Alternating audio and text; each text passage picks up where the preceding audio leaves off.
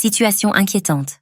La Cour des comptes et le commissaire européen à l'économie lancent des avertissements à la France.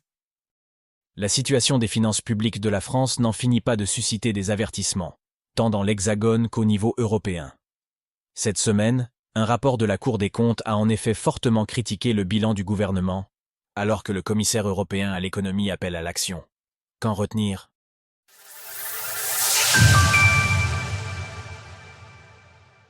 La Cour des comptes tacle le bilan du gouvernement. La situation dégradée des finances de la France est désormais préoccupante, c'est le message lancé par la Cour des comptes lundi 15 juillet dans un nouveau rapport. Ayant attendu l'issue des élections législatives pour publier ce document, l'institution d'État ne mâche pas ses mots par la voix de son premier président Pierre Moscovici. Qui que ce soit qui gouverne demain la France, le prochain gouvernement devra s'emparer de cette situation des finances publiques. Nous avons pris 10 points de plus que nos partenaires en termes de dette, avec les mêmes mesures Covid. Retrouvez toute l'actualité de l'économie et des finances. En creux, c'est un désaveu des politiques menées par le ministère de l'économie et des finances, en particulier pour l'année 2023.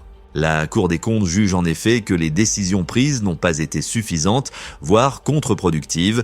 Il aurait été nécessaire de renoncer à certaines mesures de baisse d'impôts et de réaliser des économies effectives.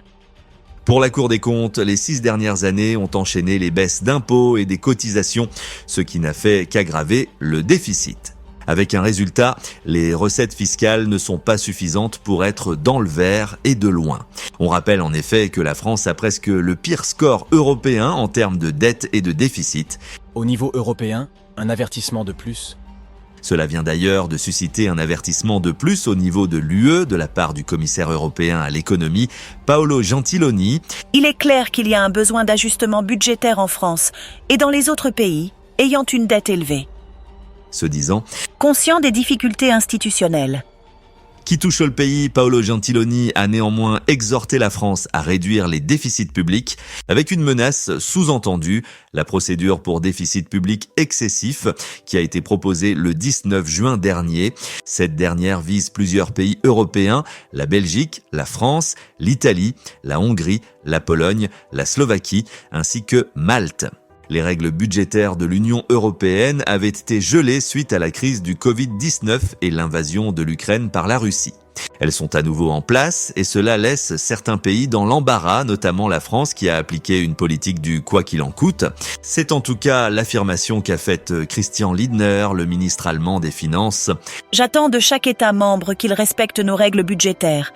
Il est dans notre intérêt commun de maintenir la viabilité de notre dette publique. Et je pense que tout futur gouvernement français devra également suivre ces règles. L'enjeu politique se jouera par ailleurs de manière nationale. Alors que le futur gouvernement français n'est pas encore composé et que la coalition de gauche qu'il a emportée aux législatives s'est distinguée par son opposition à l'austérité, les choix seront cruciaux. Retrouvez toutes les actualités crypto sur le site cryptost.fr.